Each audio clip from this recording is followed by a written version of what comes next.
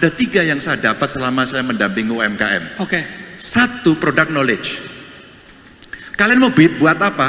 Ini jaket saya ini yang buat anak muda ini. Keren gak? Keren. Mau dong Pak? Mau? Oke. Nanti saya kasih nomor WA-nya dan beli di situ. Oh, maunya gratis ya toh. Jangan minta gratisan, mau muda sukses. Mau muda sukses masa gratisan. Kita hormati. Ini butuh pikiran, desain, jahit, macam-macam. 1 product knowledge. Ketika dia buat sepatu hari ini, buat jaket, buat makanan ya, terus kemudian ya macam-macam yang dia buat, atau ya tadi dia games developer gitu ya, macam-macam dia buat platform. Ketika mereka membuat itu, sebenarnya kita mesti uji ke publik apakah produknya itu cukup berkualitas atau tidak, dan dia tahu bagaimana cara membuat. Itu penting. Itu product knowledge.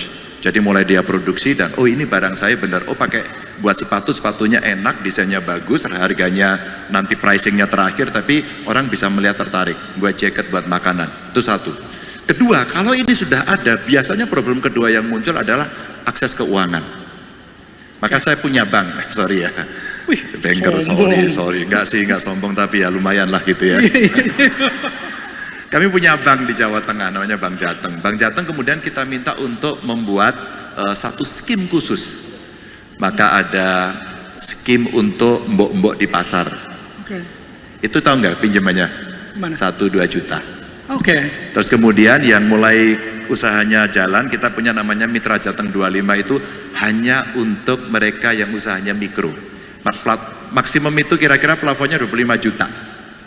Dan itulah suku bunga terendah di Indonesia yang pertama, yang akhirnya mendorong kur nasionalnya turun mengikuti yang ada di Jawa Tengah. Ini bukan cerita sukses sih, hanya cerita doang gitu. Tunggu, saya potong dikit. Ini barusan yang Bapak bilang, yang barusan itu pinjaman segala macam 1-2 juta, suku bunga rendah, cuman tersedia di Jateng doang?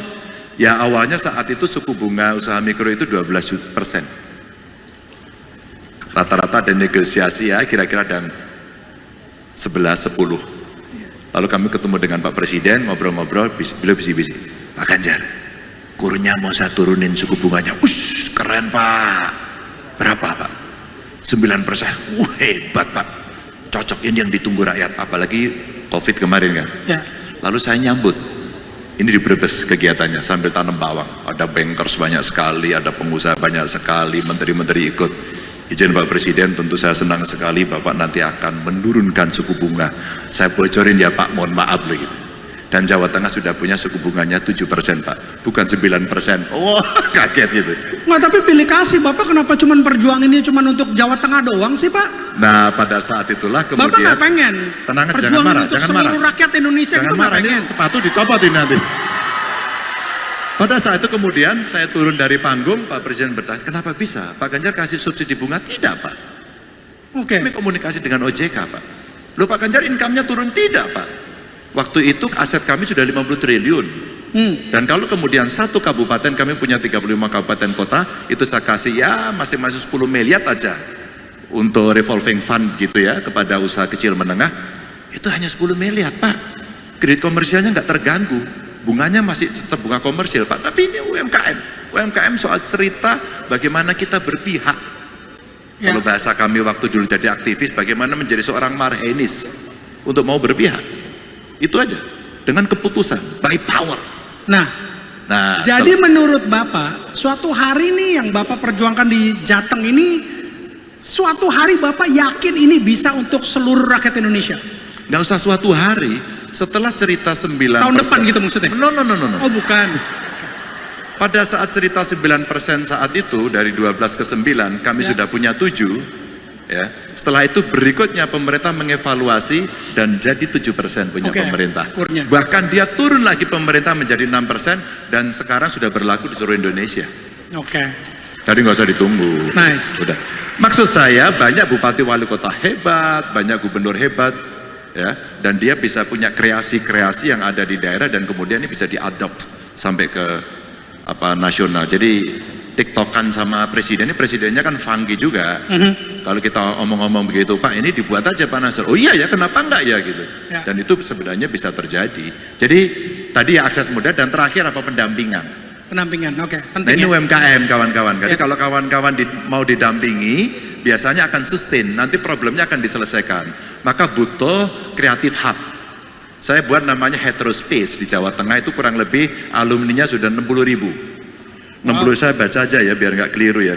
Jadi 60.000 alumni yang ada di Heterospace. Beberapa akhirnya sudah punya atau bisa jadi platform ya. Seperti komik. Ini lulusannya ini alumninya. Komik ini portal berbagi komik untuk para komikus. Ada Tabula, ini tempat untuk konseling dan edukasi seputar mental health. Ada juga Global Millennial, ini yang punya aneka kelas untuk self improvement pada anak muda. Ini alumni kita. Oke. Jadi maksud saya ketika itu dikasih, dia akan share problem dia apa. Ya, real ya Pak ya. Real. Oke. Jadi harapannya banyak karena kawan-kawan ini jauh lebih kreatif, lebih inovatif daripada yang tua-tua ini gitu. Iya betul. Yang ini gitu. Tapi rambut saya masih hitam Nah, Pak. kita cat putih dong. Mentang-mentang Bapak kerja ya, rambutnya Gitu. putih ya. Saya memang banyak bengongnya Pak. Oke. Halo, selamat berjumpa dengan saya Anika, pembaca berita podcastnews.id. Saksikan terus konten-konten menarik dari kami. Jangan lupa subscribe, like, dan komen. Terima kasih.